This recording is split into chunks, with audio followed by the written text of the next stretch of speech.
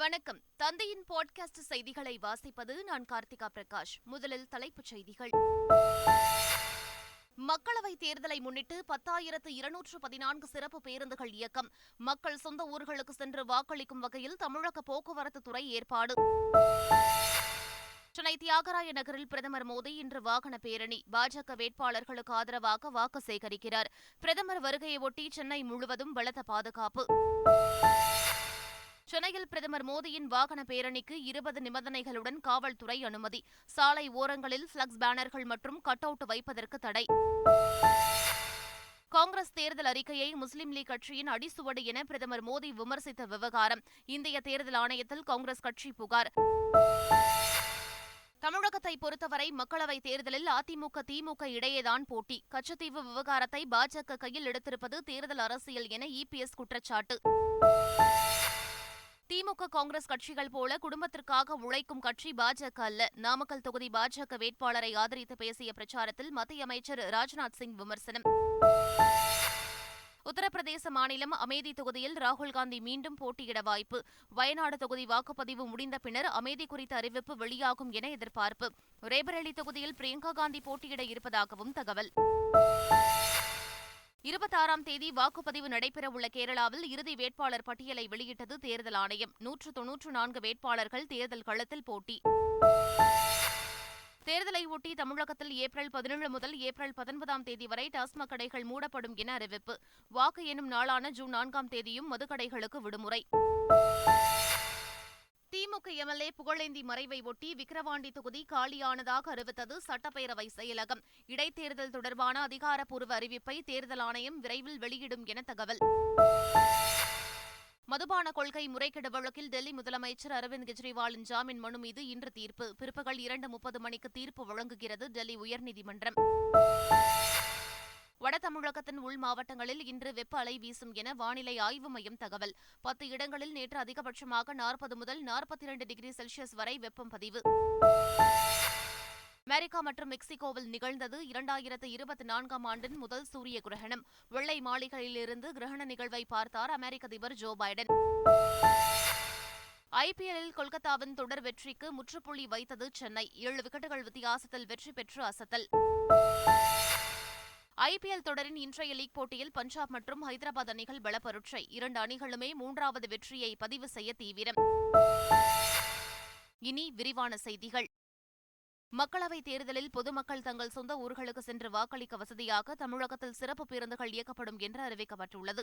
அதன்படி வரும் 17 மற்றும் 18ஆம் தேதிகளில் சென்னையிலிருந்து 7,154 பேருந்துகள், பிற ஊர்களிலிருந்து 3,060 பேருந்துகள் என மொத்தம் 10,214 பேருந்துகள் இயக்கப்பட உள்ளன. இதேபோல் தேர்தல் முடிந்த பிறகு சொந்த ஊர்களிலிருந்து திரும்ப 20 மற்றும் 21ஆம் தேதிகளில் 8,304 சிறப்பு பேருந்துகளும் இயக்கப்பட உள்ளன. தேர்தல் பிரச்சாரத்திற்காக இன்று தமிழகம் வரும் பிரதமர் மோடி சென்னையில் வாகன பேரணியில் பங்கேற்க இருப்பதால் பாதுகாப்பு பலப்படுத்தப்பட்டுள்ளது. 2 நாள் பயணமாக இன்று மாலை சென்னை வரும் பிரதமர் மோடி பனகல் பூங்கா முதல் தேனாம்பேட்டை சிக்னல் வரை சாலை பேரணியில் பங்கேற்று பாஜக வேட்பாளர்களுக்கு வாக்கு சேகரிக்க உள்ளார். பிரதமரின் பேரணி நடைபெறும் பகுதியில் 15,000க்கும் மேற்பட்ட போலீசார் பாதுகாப்பு பணியில் ஈடுபட உள்ளனர். சென்னை முழுவதும் ட்ரோன்கள் மற்றும் ஆளில்லா விமானங்கள் பறக்க தடை விதிக்கப்பட்டுள்ளது. சென்னையில் பிரச்சாரத்தை முடித்துக் கொண்டு நாளை வேலூர் மற்றும் நீலகிரியில் பிரதமர் மோடி பிரச்சாரம் மேற்கொள்ளவுள்ளார். பிரதமர் மோடியின் வாகன பேரணிக்கு சென்னை பெருநகர காவல்துறை அனுமதி அளித்துள்ள நிலையில் தேர்தல் ஆணையம் மற்றும் காவல்துறை 20 நிபந்தனைகளை விதித்துள்ளது. கூட்டத்திற்கு வரும் கட்சியினர் பொதுமக்கள் கடந்து செல்லும் பாதைக்கு இடையே இடைவெளி விட வேண்டும், தடை செய்யப்பட்ட பைகள், தண்ணீர் பாட்டில்கள், எளிதில் தீப்பற்றக்கூடிய பொருட்களை தவிர்க்க வேண்டும் என அறிவுறுத்தப்பட்டுள்ளது. சாலைகளின் ஓரங்களில் பிளக்ஸ் பேனர்கள் மற்றும் கட் அவுட் வைப்பதற்கு தடை விதிக்கப்பட்டுள்ளது. சென்னையில் பிரதமர் மோடியின் சாலை பேரணிக்கான அனுமதியை ரத்து செய்ய வேண்டும் என காங்கிரஸ் கட்சியினர் தமிழ்நாடு தலைமை தேர்தல் அதிகாரி சத்யபிரதா சாஹூவிடம் மனு அளித்துள்ளனர். பொய்யான தகவலை கூறி பாஜகவினர் அனுமதி பெற்றுள்ளதால் அனுமதியை ரத்து செய்யக் கோரி வலியுறுத்தியுள்ளனர். காங்கிரஸ் கட்சியின் தேர்தல் அறிக்கை முஸ்லிம் லீக் கட்சியின் அடிசுவடு என பிரதமர் மோடி விமர்சித்தது குறித்து தேர்தல் ஆணையத்தில் காங்கிரஸ் கட்சி புகார் அளித்துள்ளது. அக்கட்சியின் மூத்த தலைவரும் முன்னாள் அமைச்சருமான சல்மான் குர்ஷித் டெல்லியில் தேர்தல் ஆணையர்களை சந்தித்து புகார் அளித்தார். இதுபோன்ற கருத்துக்களை பேசி வரும் பிரதமர் மோடி மீது நடவடிக்கை எடுக்க வேண்டும் என வலியுறுத்தப்பட்டுள்ளது. திமுக, காங்கிரஸ் போல குடும்பத்திற்காக உழைக்கும் கட்சி பாஜக அல்ல என்று மத்திய பாதுகாப்புத்துறை அமைச்சர் ராஜ்நாத் சிங் தெரிவித்துள்ளார். நாமக்கல் தொகுதி பாஜக வேட்பாளர் பி ராமலிங்கத்தை ஆதரித்து அவர் சாலை மார்க்கமாக சென்று பிரச்சாரத்தில் ஈடுபட்டார். பேருந்து நிலையம் அருகே பேசிய ராஜ்நாத் சிங், பிரதமர் மோடியின் ஆட்சியில் இந்தியா உயர்வான வளர்ச்சியை எட்டியுள்ளதாக தெரிவித்தார். தமிழகத்தை பொறுத்தவரை அதிமுக, திமுக என இரண்டு கட்சிகளுக்கு மட்டுமே போட்டி என்று எடப்பாடி பழனிசாமி கூறியுள்ளார். ராமநாதபுரம் மக்களவைத் தொகுதியில் போட்டியிடும் அதிமுக வேட்பாளர் ஜெயபெருமாளை ஆதரித்து வாக்கு சேகரித்த அவர் 10 ஆண்டுகளாக மத்தியில் பாஜக ஆட்சி செய்து வரும் நிலையில் தற்போது தேர்தலுக்காக கட்சித்தீவு குறித்து பேசி வருவதாக விமர்சித்தார். கேரளாவில் 20 மக்களவைத் தொகுதிகளுக்கும் வருகிற 26ஆம் தேதி ஒரே கட்டமாக தேர்தல் நடைபெறவுள்ள நிலையில் இறுதிக்கட்ட வேட்பாளர் பட்டியலை தேர்தல் ஆணையம் வெளியிட்டுள்ளது. கடைசி நாளான நேற்று 10 பேர் வேட்புமனுவை திரும்பப் பெற்ற நிலையில் 194 வேட்பாளர்கள் தேர்தலில் போட்டியிடுகின்றனர். இதில் 169 பேர் ஆண்கள், 25 பேர் பெண் வேட்பாளர்கள். காங்கிரஸ் கட்சியின் மத்திய தேர்தல் குழு கூட்டம் வருகிற 13ஆம் தேதி நடைபெறவுள்ளதாக தகவல் வெளியாகியுள்ளது. காங்கிரஸ் தேசிய தலைவர் மல்லிகார்ஜுன கார்கே, சோனியா காந்தி, சி வேணுகோபால் உள்ளிட்டவர்கள் பங்கேற்கும் இந்த கூட்டத்தில் இமாச்சல பிரதேசம், ஹரியானா, பஞ்சாப் உள்ளிட்ட மாநிலங்களில் மக்களவை வேட்பாளர்கள் தேர்வு குறித்து ஆலோசிக்கப்படவுள்ளது. அமேதி மற்றும் ரேபரேலி தொகுதிகளில் ராகுல் காந்தி மற்றும் பிரியங்கா காந்தி போட்டியிடுவது குறித்து 26ஆம் தேதி வயநாடு தொகுதியில் வாக்குப்பதிவு முடிந்த பிறகு முடிவெடுக்கப்படும் என தெரிவிக்கப்பட்டுள்ளது. எத்தனை அச்சுறுத்தல் விடுத்தாலும் ஊழல்வாதிகள் சிறைக்கு செல்வது நிச்சயம் என்று பிரதமர் நரேந்திர மோடி தெரிவித்தார். சத்தீஸ்கர் மாநிலம் பஸ்தரில் நடைபெற்ற பாஜகவின் தேர்தல் பிரச்சார பொதுக்கூட்டத்தில் பேசிய அவர், காங்கிரஸ் குடும்பத்தின் செல்வந்தர்கள் விலைவாசி என்பதன் அர்த்தத்தை கூட ஒருபோதும் உணர்ந்து கொண்டதில்லை என விமர்சித்தார். இந்தியாதான் தன்னுடைய குடும்பம் என்று கூறிய பிரதமர் மோடி, கொள்ளையடிப்பதிலிருந்து நாட்டை பாதுகாக்கத்தான் போராடி வருவதாக தெரிவித்தார். சாமானியர்களுக்கு அரசு கஜானாவை திறக்க வேண்டிய நேரம் வந்துவிட்டதாக ராகுல் காந்தி தெரிவித்துள்ளார். இது தொடர்பாக அவர் விடுத்துள்ள அறிக்கையில், ஒரு சில கோடீஸ்வரர்களின் 16 லட்சம் கோடி ரூபாய் கடனை தள்ளுபடி செய்யும் மோடி அரசு இவ்வளவு பணத்தில் 100 நாள் வேலை திட்டத்தை 24 ஆண்டுகள் நடத்தியிருக்க முடியும் என்று குறிப்பிட்டுள்ளார். காங்கிரசின் திட்டங்களுக்கு எங்கிருந்து பணம் வரும் என்று கேட்பவர்கள் இந்த புள்ளி விவரங்களை மறைக்கிறார்கள் என்றும் அவர் குற்றம் சாட்டியுள்ளார். ஜம்மு காஷ்மீரில் காங்கிரஸ் தேசிய மாநாட்டு கட்சி இடையே தொகுதி உடன்பாடு எட்டப்பட்டுள்ளது. அம்மாநில முன்னாள் முதலமைச்சர் உமர் அப்துல்லா மற்றும் காங்கிரஸ் கட்சியின் மூத்த தலைவர் சல்மான் குர்ஷித் ஆகியோர் டெல்லியில் கூட்டாக செய்தியாளர்களை சந்தித்தனர். அப்போது லடாக் உட்பட மொத்தம் 6 தொகுதிகளில் தலா 3 தொகுதிகளில் போட்டியிடுவது என முடிவு செய்யப்பட்டுள்ளதாக தெரிவித்தனர். திமுக எம்எல்ஏ புகழேந்தி மறைவை அடுத்து விக்கிரவாண்டி தொகுதி காலியானதாக தமிழக சட்டப்பேரவை செயலகம் அதிகாரப்பூர்வமாக அறிவித்துள்ளது. இதனையடுத்து இத்தொகுதிக்கு இடைத்தேர்தல் நடத்துவது தொடர்பான அதிகாரப்பூர்வ அறிவிப்பை தேர்தல் ஆணையம் விரைவில் வெளியிடும் என எதிர்பார்க்கப்படுகிறது. மக்களவைத் தேர்தலை ஒட்டி தமிழகத்தில் வருகிற 17 முதல் 19ஆம் தேதி வரை 3 நாட்கள் மதுபான கடைகள் மூடப்படும் என தெரிவிக்கப்பட்டுள்ளது. வாக்கு எண்ணிக்கை நடைபெறும் ஜூன் 4ஆம் தேதியும் மதுபான கடைகள் மூடப்படும் என்று அறிவிக்கப்பட்டுள்ளது. தடையை மீறி டாஸ்மாக் கடைகள் மற்றும் பார்களை திறந்தால் கடும் நடவடிக்கை எடுக்கப்படும் என்றும் எச்சரிக்கப்பட்டுள்ளது. மதுபான கொள்கை முறைகேடு வழக்கில் சிறையில் உள்ள டெல்லி முதலமைச்சர் அரவிந்த் கெஜ்ரிவாலின் ஜாமீன் மனு மீதான தீர்ப்பு இன்று வெளியாகிறது. டெல்லி உயர்நீதிமன்றத்தில் கடந்த 3ஆம் தேதி இந்த வழக்கு விசாரணைக்கு வந்தபோது இருதரப்பு வாதங்களையும் பதிவு செய்து கொண்ட நீதிபதி இந்த மனு மீதான தீர்ப்பை மறுதேதி குறிப்பிடாமல் ஒத்திவைத்தார். இந்நிலையில் அரவிந்த் கெஜ்ரிவாலின் ஜாமீன் மனு மீதான தீர்ப்பை டெல்லி உயர்நீதிமன்றம் இன்று பிற்பகல் 2:30 மணிக்கு வழங்குகிறது. கடலூர் மாவட்டம் வடலூரில் வள்ளலார் சர்வதேச மையம் அமைக்க எதிர்ப்பு தெரிவித்து பார்வதிபுரம் கிராம மக்கள் போராட்டத்தில் ஈடுபட்டனர்.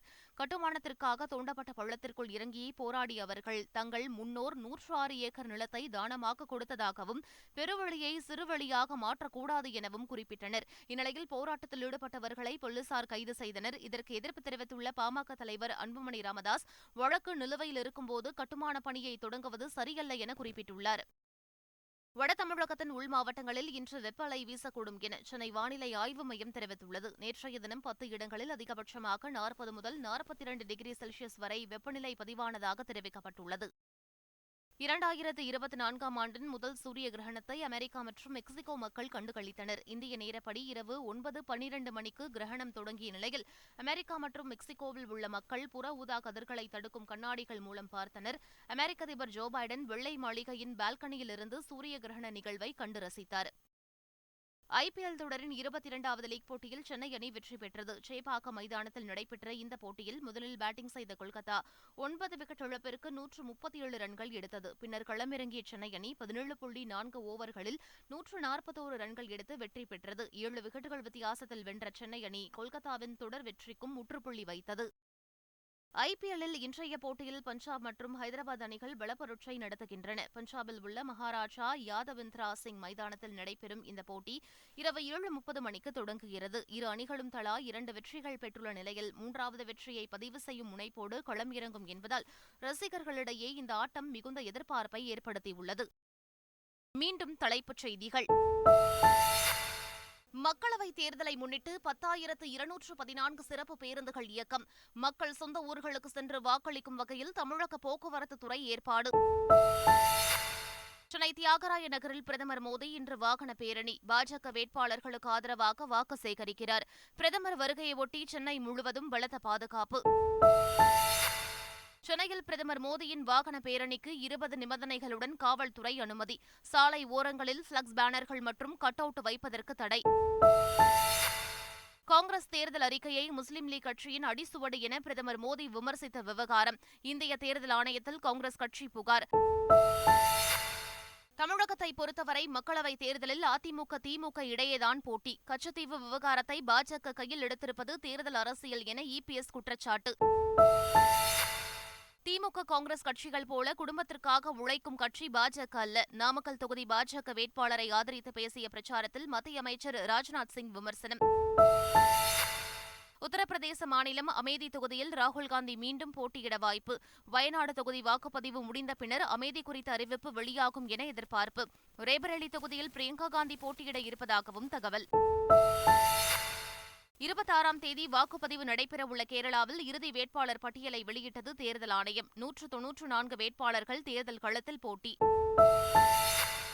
தேர்தலை ஒட்டி தமிழகத்தில் ஏப்ரல் 17 முதல் ஏப்ரல் 19ஆம் தேதி வரை டாஸ்மாக் கடைகள் மூடப்படும் என அறிவிப்பு.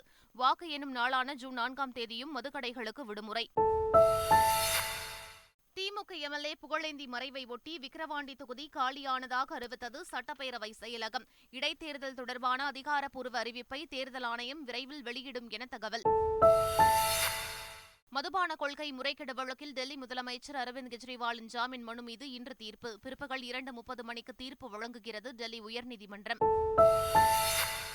வட தமிழகத்தின் உள் மாவட்டங்களில் இன்று வெப்ப அலை வீசும் என வானிலை ஆய்வு மையம் தகவல். 10 இடங்களில் நேற்று அதிகபட்சமாக 40 முதல் 42 டிகிரி செல்சியஸ் வரை வெப்பம் பதிவு. அமெரிக்கா மற்றும் மெக்சிகோவில் நிகழ்ந்தது 2024ஆம் ஆண்டின் முதல் சூரிய கிரகணம். வெள்ளை மாளிகையிலிருந்து கிரகண நிகழ்வை பார்த்தார் அமெரிக்க அதிபர் ஜோ பைடன். ஐபிஎல்லில் கொல்கத்தாவின் தொடர் வெற்றிக்கு முற்றுப்புள்ளி வைத்தது சென்னை. 7 விக்கெட்டுகள் வித்தியாசத்தில் வெற்றி பெற்று அசத்தல். ஐபிஎல் தொடரின் இன்றைய லீக் போட்டியில் பஞ்சாப் மற்றும் ஹைதராபாத் அணிகள் பலப்பரட்சை. 2 அணிகளுமே 3வது வெற்றியை பதிவு செய்ய தீவிரம். இத்துடன் பாட்காஸ்ட் செய்திகள் நிறைவு பெறுகின்றன. வணக்கம்.